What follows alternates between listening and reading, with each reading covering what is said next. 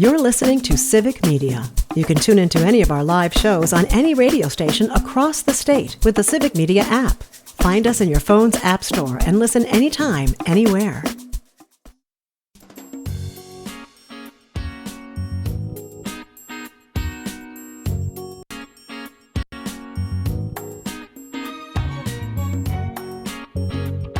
Live across Wisconsin on Civic Media, you're listening to Mornings with Pat Kreitlow, powered by Up North News. Now, from our Lake Wissota studio, here is the founding editor of Up North News, Pat Kreitlow. Hey, good morning. It is 7:06. It's nice to have you here up north on this Tuesday morning, September 9th. Nice to have you up north here on Lake Wissota. Then there's people like Jeff Renicky who go, you're not up north. He's up north. And we'll talk to him about Friends of the Apostle Islands and just basically what is the state of our national parks and related areas as we are now 7-8 months into the Trump administration's willful neglect of our national parks and other areas. So Jeff Renicky coming up in just a bit. And then a little later on this hour, dairy farmer Hans Breitenmoser and Sheila Everhart of the Wisconsin Agricultural Tourism Association will talk a bit more about the growth of tourism across rural Wisconsin. But first, let's bring in meteorologist Brittany Merlot, because speaking of the Ashland area, it looks on my radar view like they've been the unwitting victims of some training of some heavy rain that's just scrolling right across that northern edge of the state. Brittany, good morning. How are things looking? Good morning. Yes, Highway 2 looks pretty wet out there. A flash flood warning is in effect. Pretty much that Ashland area off of Highway 2, about 1.5 to 3 inches have already fallen. Thankfully, it's looking like it's easing up and starting to move out of the area, but it doesn't mean you're done yet. We're still looking at rain chances sparking up later this morning, more numerous and starting to move towards central Wisconsin by this afternoon. And then by this evening and tomorrow morning, headed towards the Madison and Fox Valley area. So a cloudier day today. We are looking at temperatures making it to the mid-60s up north where the clouds are going to be hanging out. A little bit more spots of sunshine down south today. Mid-70s are expected. Same temperatures tomorrow, too, as the system continues to work through the state. Tomorrow we'll see more sunshine further northwest. More of that rain starting to try to make its way towards Madison and, like I said, the Fox Valley. But it does ease up and die out. You're not looking at heavy rainfall amounts. Well, today, we still have that risk of a good 1 to 3 inches possible in parts of central Wisconsin. So we could see more flash flood warnings going out throughout the day. But by Thursday and Friday and even into this weekend, we're looking at a major warm up. By Friday, we're going to hit about 80 degrees throughout the state, and we're going to hold on to that for the weekend. And it's going to get a little bit muggy, too. So summer is back, and it's around the corner. Oh, okay. Well, then, so summer can come back for a little bit longer. I don't mind that. That's This little taste of fall was fine. Now, again, we don't know where everything's going to develop exactly, but I will say that what's happening in northern Dunn County right now, because I looked out the window, it's like, it's starting to look a little ominous here, like it wants to rain. And sure enough, on the radar, a little something's forming in Dunn County. Whether it's one of those scattered things that comes and goes, I don't know. But some folks in the Chippewa Valley looks like we're about to get some sprinkles on our windshield, whether we like it or not. But Don't forget that umbrella today. glad to hear about the warm-up that's on the way. Let's see, from Rob and Tigerton, we get good morning. It's partly cloudy, 54 degrees. Yesterday was a very beautiful day. Oh, was it ever? I ditched the hoodie at 9 a.m., mowed 4 yards in the Wittenberg area. Says he was on the homecoming court for Tigerton his senior year. One of the rewards of playing football for a small town football team back in 1985. Said he loved watching the Vikings come from behind to beat the Bears last night. Way back in 1961, the Minnesota Vikings' first ever win was a 37-14 victory over the Bears. And he says, I love going to parks for the fall colors. We'll be talking about national parks in just a bit. Says, I have to get my tire fixed on my John Deere. It has a slow air leak, and I've got to air it up once a week to get that problem solved. I think we should look for a more permanent fix there, Rob. Let's do that.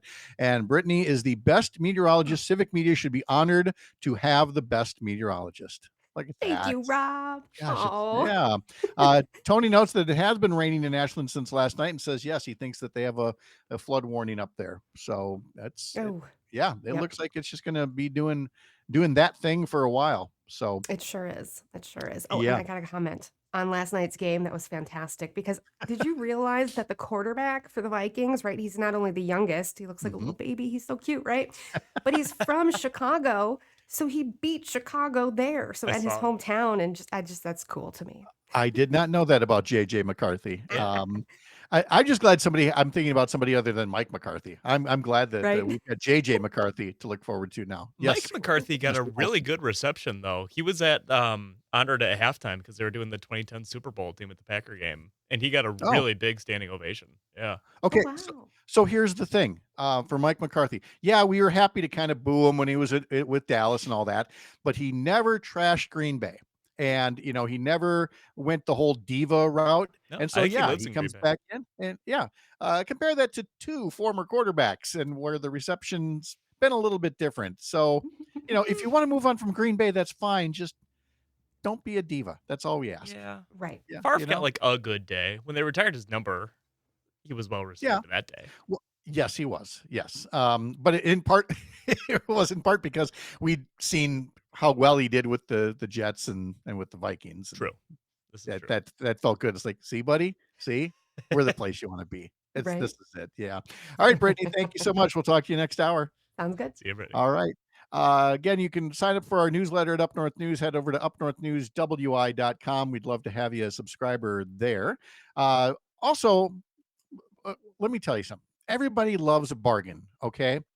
But the kind of bargain you can get at our national parks right now, it's not necessarily a good one if you want to keep our parks healthy and if you want to keep them around in the future. So now that it's Labor Day and beyond, it might be a good time to review how things have gone in our national parks generally and our national lakeshore, the Apostle Islands specifically.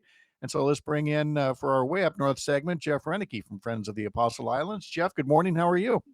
I'm doing fine. Nice to join you from the wet shores of Lake Superior. Yes, it most certainly is. Now, you and I both had seen the same New York Times article about the impact that President Trump's willful neglect of our national parks has had. There are 433 parks, and about a quarter of them have been significantly strained and understaffed because of the cuts. And then there's this whole notion when I talked about a bargain.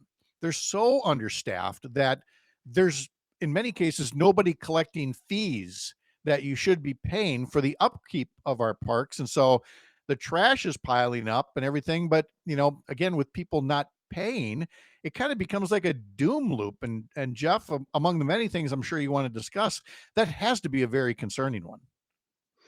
Oh, very much so. The whole season has been concerning.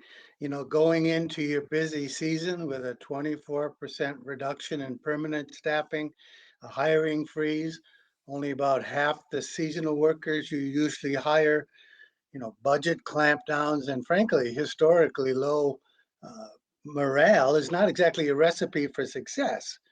But I do have to say that uh, despite the dire predictions, the summer season in our national parks generally went off relatively successfully. There were some closures and bumps in the road, sometimes literally because they didn't have any money to fix the roads. But there were no major disasters. And I think we should begin with a testament to the grit and the fortitude and the professionalism of our men and women of the National Park Service who went above and beyond the call of duty. But as you hint at, the warning signs are flashing red. Yeah, well, without a doubt, and again, despite the best efforts, you have people who go off trails like in Yellowstone, and they get burned by some of the the thermal vents that are there. You've you've always got the people who are trying to pet the fluffy cows. Please leave the bison alone, boys and girls. They're not. It's not a petting zoo, and I make light of what could get to be a bad thing. And again, I don't think either one of us is intentionally trying to be overly half full or half empty on this, except to say that there is an adequate staffing level, there is an adequate revenue level to get the most out of our national parks. And this administration, which has yet to nominate someone to run the National Park Service, does not appear to be interested in reaching that adequate staffing or funding level. So, I mean, it's gone great. It's gone okay so far, Jeff. But I guess what we're saying is, don't get don't get complacent about this. No, because some of these problems will be long term, and some of them were pretty minor. I mean, we mentioned the garbage pickup and the clean bathrooms. Those are inconveniences, and they have no place in our national parks, our crown jewels. But as you hint at, there's some very big concerns. Things like in Voyageurs National Park, for instance, they were down to 4 out of 7 uh, emergency response workers, and they had to limit their emergency responses to just 4 days a week out of the 7 days. In a place like Zion, another park in Utah, they get 500 emergency calls a summer season, and their staff for emergency response was down by 10%. Now, luckily, there wasn't this year any major problems that they weren't able to deal with, but it's coming. Sooner or later there will be something that they're not quite able to stand up and make happen the way they should. We are talking to Jeff Renicky from Friends of the Apostle Islands about some of the cuts to the National Park Service and the impact of them. Lawmakers in Congress from both parties have been rather skeptical of the Trump cuts.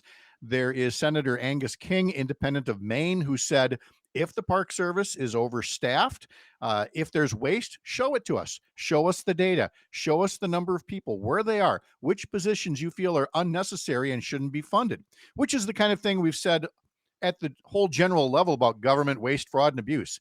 I mean, show us. Don't just point to a big number and say, gosh, that's a big number, but point to the specific thing that you think is waste or abuse, and have to be able to defend that. So you've got millions of people out there, Jeff, who love our national parks. How can people help if they want to express their opinions?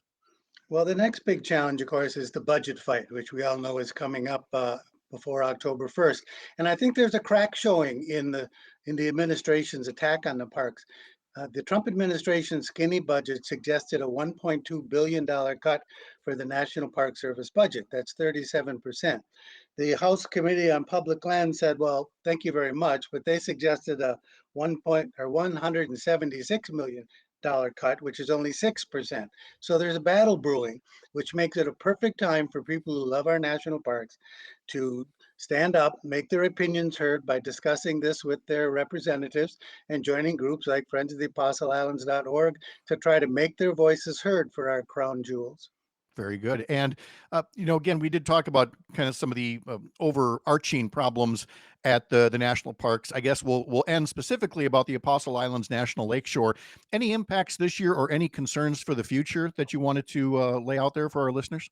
Yeah, let me give you 2 very quickly. First of all, it was a very successful season here, again, because of the great job of the Park Service people, a staff that was cut almost by 2/3, including the loss of the chief ranger and our superintendent. But so except for things like there was no ranger led tours at the Michigan Island Lighthouse, relatively small things. It wasn't really visible to the general public. But let me give you an example of the domino effect here. We talked about those uncollected fees in places like Zion National Park. Well, 80% of those fees you pay at a park like Zion or the Grand Canyon or Yellowstone stay in the park. But that other 20% go into a pool which is dispersed among parks like the Apostle Islands National Lakeshore that doesn't have its own fee collection. So it's a domino effect hurting us here too. Yeah, and so even if you can bypass the fees, make a donation, pay, and show your support for our national parks. Jeff Renicky with Friends of the Apostle Islands, thank you very much for all this background and helping to build support for our national parks. We really appreciate it. Have a great day. Thanks for the opportunity. You bet. All right, still ahead, we'll be talking about rural tourism opportunities as we escape to Wisconsin, as the old bumper sticker used to say. I'm Pat Kreitlow. This is the Civic Media Radio Network.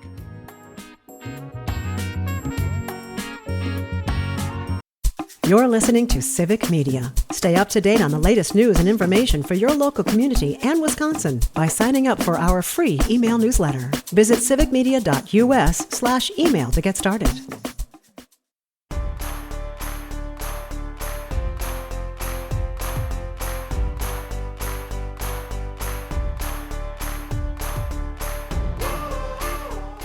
7:22 right now on this Tuesday morning, September 9th, where it is 61 degrees here in the Chippewa Valley and 57 degrees at the Crimson Cafe in Rhinelander. And we head to Rhinelander to bring in Dan Hagan from Newswatch 12, WJFW TV. Mr. Hagan, how are you? I'm doing well. I have this morning routine from these fitness influencers where I go outside and get some natural light. I don't know if you've heard about this phenomenon, but I've been doing it. It's getting harder and harder to do it. Yeah, earlier and earlier, it gets darker and darker. So it does get a little tougher to get that natural light. I can't do it anymore before the show. In fact, today was the first day as Sherry was leaving for work a little after 5:30, where I had to again say, okay, now when you're leaving in the dark, do you want the garage lights on, off? What's the routine here? Because you're no longer leaving in the daylight for work, and that's not depressing at all. But And it is what it is. apparently September loses like the most light, which I don't understand. I Mhm. don't know why it's just equally, but it's like 90 minutes of light this month, unfortunately. Yep, it's that whole planet on an axis and wobbles and things like that. So, Right. so for you, that means what? Pickleball and volleyball season starting to wrap up. Yeah, so my last week of beach volleyball season, sand volleyball season is this Mhm. Thursday. Big kerfuffle trying to reschedule it because the Packer game is Thursday, and I do not want to Oh, miss that. So we're trying to reschedule it. But yeah, pickleball. I got a tournament this coming weekend, Clash of the Paddles in Rhinelander. So I can't wait to be crushed by some septuagenarians. It should be fun. yes. Yes. Look at you, still always trying to beat up on the old people, and sometimes it works, and sometimes it's quite embarrassing. Uh, Most of the time, yeah. Now, the thing about the sand volleyball, having taken part, back when I was your age, is the two times of the season that are a little bit rougher. One is when the sand is so hot, because the sun is staying up late. That one doesn't happen quite so often, but what you get this time of year is where the sand is really starting to get cold, and you kind of like, let's get this game over with. I want to put some shoes and socks back on here. Yeah, we didn't have that too hot part up in Rhinelander, but I No. wore wool socks out on the sand volleyball court last Thursday to play for the first time, and that was a strange experience. Well, especially since doesn't the stand still find its way in anyway through, in between the fibers, and eventually it's like you're wearing sandbags on your feet, or did you It, just pick better socks than I did? yeah, I think it worked better. You're probably going with the Hanes cotton. I went with the Yes. Smart Wool, and it worked out pretty well, even Ah. though I don't know if those socks will ever be clean again. Right, to see they're game worn. That means they're worth more. That's When right. you Yeah. sell them at the WJFW souvenir shop. People will pay top dollar for that. Let's look at some of the stories you're following, and one is a very good, poignant reminder that there have been heroes among us. And if you're ever in the Tomahawk area, you might see a name that offers that reminder. And you've got a particular anniversary this week for Einar Ingman. Did I say that That's correctly? right. Yeah, you did say it correctly. So 10 years ago, today, Einar Igman passed away. He was one of 5 Medal of Honor recipients in the Korean War among Wisconsin service members. He was the only one of those 5 to receive it, not posthumously. So the other 4 passed away and then received their medals. And then he went on to live in the Tomahawk area for a long time. And like I said, the VFW library are both named after him. So you can catch that story on WJFW tonight if you're tuning in. Oh, okay. Very nice. And I'm sure that we will find out probably a bit more about his life and the circumstances that led to him getting the Medal of Honor. And let's see, just a quick look here. So this was a Korean War action that he was an Army soldier for, that he received the Medal of Honor. And I'm sure there's some great stories about it. Yep, that's correct. Yeah, I can't remember off the top of my head his exact reasoning for the Medal of Honor, Mhm. but that requires an insane sacrifice. So Oh yeah. good to remember him. Yes. Oh, without a doubt. And let's see, as I was looking about the other stories that you're working on, what is this about? I love this. Robotic decoys? Yeah, so this man in Mosinee, he owns a company, Custom Robotic Incorporated, and he makes animal decoys to catch poachers. So this could be deer, this could be elk, this could be wolves, and he makes it so their ears move, their paws move, they can move around, And the idea is he partners with kind of game wardens across the country to catch poachers. So pretty cool that that's made right here in central Wisconsin. That is extremely cool. And I think of, again, when we think of, robotics and all the other applications for it, it just, until you mentioned it just now, didn't occur to me. Yes, that's a perfect way to deal with the problem of poaching, is to have these robotic decoys that are out there. That's right. And that brings me to the topic of hunting. I'm currently 0 for 4 on gun deer season here in northern Wisconsin. But my friend and I, we have purchased a crossbow together. I'm not sure how that's going to work, but we've purchased a Hmm. crossbow together. So my plan is to go crossbow hunting and hopefully get my first deer. And I think the season opens pretty soon, but I'll probably wait till October to really go for it. Okay. Well, I mean, we wish you all the best with that, and maybe there's a robotic decoy that you could bring along. Yeah, Yeah, maybe a doe. yeah, yeah. Put A some deer, scent on it as well. Yeah, a that's female right. deer. Yeah. Okay. You see what I did there? That's fun. Yeah. Okay. So we've got the deer hunting, the pickleball, the volleyball, that are all happening. Truly, surely there's got to be Berkey training as well, because you're always training for the next Birkebeiner.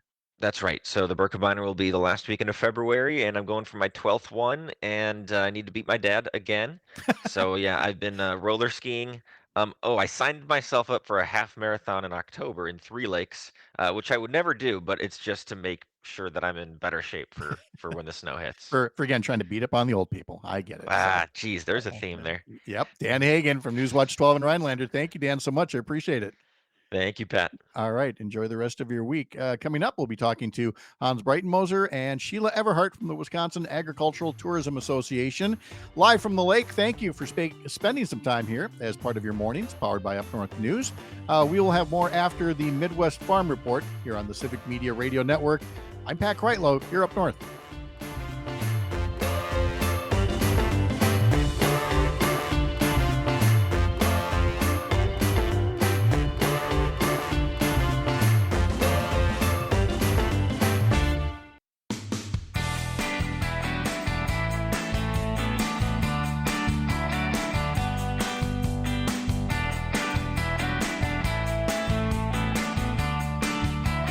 All right, as we do every other Tuesday here on Mornings with Pat Kreitlow, powered by Up North News, we visit with Lincoln County dairy farmer Hans Breitenmoser, who is quite frequently joined by Sheila Everhart of the Wisconsin Agricultural Tourism Association.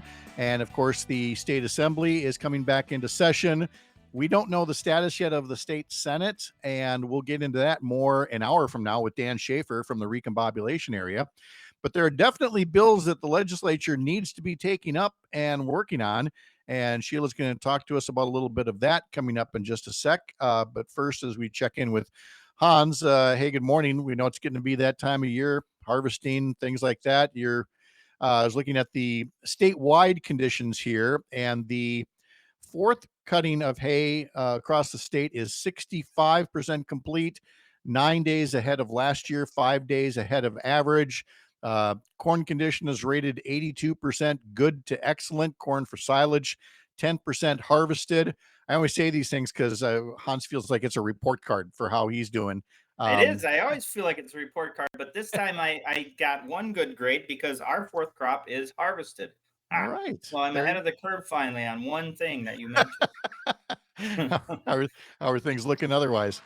Not too bad. Not too bad. We did harvest our fourth crop the week before last, actually, and then we hauled a bunch of manure this past week. So this week we're thinking about getting ready for corn silage harvest. We're a little ways off, but today we're going to burn some corn down, which means we take some stalks out of the fields that we intend to harvest for silage, and we burn them down to basically we grind them up, burn them down, is what they call it, to get all the moisture out to determine what in fact the moisture level of the whole plant is, and that will drive our decision making on when we should start harvesting corn silage. Of course, there's plenty of other variables because the weather has to cooperate and custom guys have to cooperate and all the other things. But we're looking to see what the moisture is now, so we can sort of plan for when that corn might be chopped. Okay, all kinds of things that have to come together. And let's bring in Sheila Everhart as well. And Sheila, I know we're going to be talking about policy and tourism and things like that.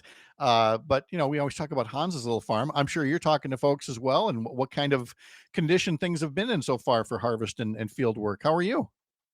We're doing great. So last week we did corn silage as well down on the farm here in Rock County, Wisconsin. And we're just monitoring to see when our harvest will be starting. And of course, about 3 weeks ago, we had our fourth cut of hay done. Okay. Well, let's turn to the legislative session now that the state budget is passed and summer break is over. And so the assembly will be meeting shortly. Committees are meeting once again. And so you've got some legislation that you're following. And one of the first ones, Assembly Bill 413, that's the one about camping regulations when it comes to farms, correct? Yes, that's farm stay, we call that.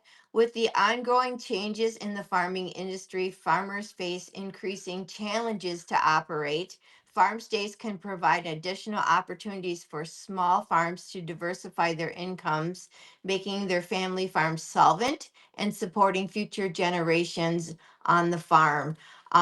This is agricultural tourism, which boosts tourism in our rural economies.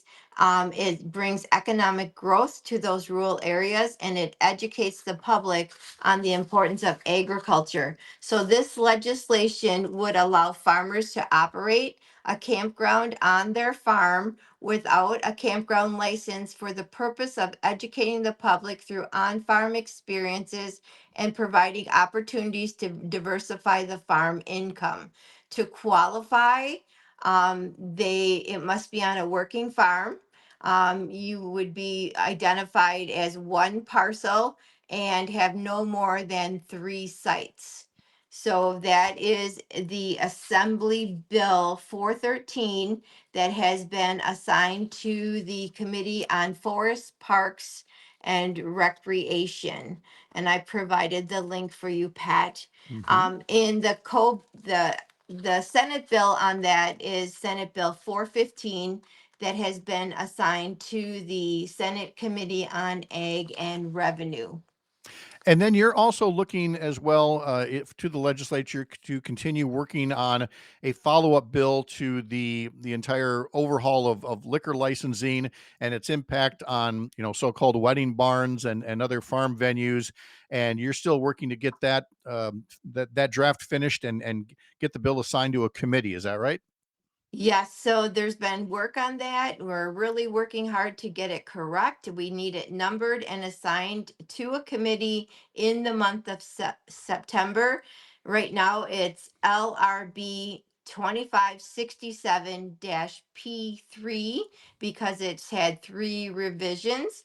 And I've also provided you, Pat, with a PDF of a loss of tax revenue document that identifies that if this is not corrected, the state of Wisconsin will be losing a lot of tax revenue, especially in our room taxes of our hotels that are booked because of these on-farm weddings, as well as sales tax revenue that will be lost. So again, these are pieces of legislation that will help with expanding farm operations, ways to diversify their business model, and all of that builds on what is already a growing agricultural tourism sector here in Wisconsin. And I know that you attached as well a proclamation from the governor's office proclaiming that this is going to be Wisconsin agricultural tourism fall season. And essentially, Sheila, correct me if I'm wrong, but it's basically saying, look, there's all the usual places you could go on a weekend road trip around Wisconsin, but consider expanding your horizons and looking for opportunities to engage in agricultural tourism, right? Yes, we're so proud. September 11th through November 2nd is Wisconsin's agricultural tourism fall season. Pat, agricultural tourism is one of the fastest growing segments in both agriculture and tourism. It's revitalizing our rural economies, preserving farmland, allowing families to keep their farm operational for generations. But besides that, it plays a vital role in reconnecting people with agriculture. Guests want to learn where their food comes from and why stewardship of the land matters and how our farmers are essential for everyday life. So it's going to the apple orchard and getting fresh apple cider. It's going to the pumpkin patches and picking your pumpkins. It's attending a class on a farm, maybe learn to have some heritage cooking classes and maybe making some sourdough bread. It's tasting farm fresh ice cream made on a farm like Sassy Cow Creamery, Vesperman Farms, or Kelly's Country Creamery. It's tasting fresh cheese curds at the Phelps Dairy Farm. It's going out and experiencing life on a farm and being disconnected from your tablet. However, or your iPhone. But we also have, Pat, what is really cool is the Wisconsin Maize Challenge. The Wisconsin Agricultural Maize Challenge, because we want you to get out in a cornfield and we want you to get lost, but then find your way out of that cornfield. So we're having a contest. We invite you to visit a family farm, experience a corn maze, use your navigational skills and find your way out. Take a picture of your visit, post it to Facebook or Instagram with the hashtag WATA Maze, WATA Maze, and then we will have weekly winners of that WATA Maze Challenge. The proclamation from the governor's office, talks about along with everything that's done for food and feeding the state and feeding America, and the millions of dollars generated for the tourism industry as well. Farm to table events, corn mazes, pumpkin patches, harvest festivals, pick your own orchards, farm stays, scenic venues for weddings and celebrations, and so much more. Hans, it comes down to that diversification where not every farmer is going to be doing any one of these things, but the ones who want to, the opportunities are there to, again, maybe take a break from some of the, shall we say, cliche places to go and find some place new across rural Wisconsin. Absolutely. And I mean, as far as getting lost in a cornfield, if that happens to me, that means my heifer's busted through the fence and went into the cornfield and I'm chasing them around. And it's usually dark when that's happening. I was going to say, well. or So raining. and yes, and raining. So, the one thing I know from marrying from a farm girl is if she sees, and she has seen cows out before, and again, it's raining or close to dark. They never pick, oh, it's a nice sunny day, I'm going to break through the fence here. No, it doesn't work that way at all. No. If you've ever chased heifers through a cornfield in the middle of the night, that's an ag adventure right there. But one thing, and we've had this conversation before, as far as the economic impact, I think is huge, and that ability for people who are a few generations away from the farm to get reconnected with agriculture, both in terms of modern agriculture and what's happening with ag right now, but also having that connection to our history. And there's a lot of ag related history, obviously, in the state of Wisconsin. So it's all good. Yeah. And then finally, the Wisconsin Farmers Union will have a fly-in in Washington, D.C. Sheila, are you taking that one, or is Hans talking about what happens for the fly-in? Well, they're actually there now. Okay. There's 16 to 20 farmers that are in Washington, D.C. at the Capitol at the fly-in meeting with our elected officials there. They're working through their special orders of business, which is, working on climate change and farming, quality healthcare in Wisconsin, creating fair maps, and concentration in the agricultural industry. And so we're really proud of our farmers that took the time away from their farms to fly out to Washington, D.C. for a few days and meet with our elected officials in their offices in their Capitol buildings. And I mean, Hans, you've been to DC and Madison, right, for lobbying efforts, and so you know just what these folks are doing. And sometimes it's an opportunity, sometimes it's a challenge to talk to their elected officials. Well, I think it's both. It's both, but it's very important. And my hat's off to the farmers who have gone on these things and take the time away from their farms, because it is tough to get away for a few days like that, and sometimes feeling like you might be talking to people who aren't maybe very receptive. But it is a chance to have a seat at the table and talk with staff members and talk with your policymakers and so forth. So it's very, very, very important. And regardless of the topic, but of course, Farmers Union is bringing a lot of things to the table, a lot of issues to the table. A lot of the issues that we've talked about, climate change mitigation and antitrust legislation, things that are so important to our rural economies. And so it's definitely very, very important work. And my hat's off to the folks who took the time. So again, to learn more, head over to wiagtourism.com. Again, wiagtourism.com to learn about the Corn Maze Challenge and corn mazes, fairs and festivals, pick your owns, vineyards, farm stays, and much more. Sheila Everhart brings that to us from the Wisconsin Agricultural Tourism Association. Sheila, thank you so much for being here today. Thank you, Pat. We always appreciate your support of the agricultural tourism industry. Absolutely. And Hans Breitenmoser, dairy farmer up near Merrill. Hans, good to talk to you as well. Take care out there. Thank you. See you guys. You bet. Good to have both of you around again. We talk to Hans every other week, and we always appreciate when he brings Sheila Everhart around as well, because there's so much more that we can be learning here.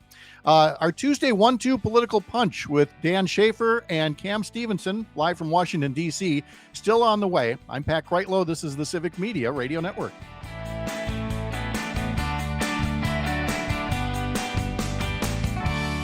You're listening to Civic Media. Find the latest news, information, and archives of all your favorite shows on the Civic Media website, civicmedia.us.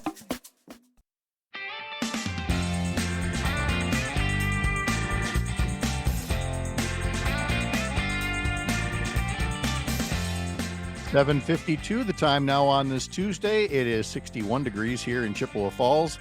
It is 55 degrees at Michelangelo's Coffee House on State Street there in Madison, right near Parker Olson. And it's in Madison where we go to our next story about, the headline is from the Isthmus down in Madison, but the story is about the Wisconsin State Journal, a reporter there. And more importantly, it's about AI and newsrooms overall. The headline from the Isthmus says, Wisconsin State Journal reporter fired for AI misuse speaks out. It says Audrey Court takes blame for what she calls the biggest mistake of her career, but also wants to set the record straight. And so just going to read a little bit from the story here from Judy Davidoff, the reporter, saying that Audrey Court had been with the State Journal for just a couple of months when summer vacations in the newsroom started piling up. Eager to be accommodating and productive, she agreed to cover a story for a colleague who was taking a mid-July break. The assignment was to report on the proposals that had been submitted to the city of Madison for the development of a lot in the 300 block of East Washington Avenue. The story that Court ultimately submitted was published online and across the top of the front page of the Sunday, July 13th State Journal. It contained several factual errors and was ultimately pulled from the site. A re-reported story was published on July 17th with an editor's note explaining that the original story, quote, contained incorrect information and quotes that were created by the unauthorized use of AI, which does not adhere to the Wisconsin State Journal's editorial or ethical standards, end quote. Court says she was fired the same day by her executive editor, who called her on the phone along with someone from Human Resources on the line. So the question becomes not just, about the use of AI, but as the article notes, how it is that Court's story made it through the editing process. Because the reporter's stories don't go right into a newspaper or right into a website. There is still an editorial chain that is out there. And Court says she takes full responsibility for the story's multiple factual inaccuracies, including a made-up source, which she attributes to the use of a company-installed AI program on her work computer. But she says there is more to the story, including a breakdown of editorial oversight and an understaffed newsroom. She said she was terminated without a formal investigation and was not given a chance to explain herself to her superiors or her colleagues. She says, quote, "I don't think the newspaper acted with fairness, transparency, accuracy, or accountability. That's why I'm here," talking to the Isthmus. "I'm trying to set the record straight. I feel it is my duty as a journalist to provide answers. Journalists don't take an oath of duty," she says, "but I try to live my life as if I did."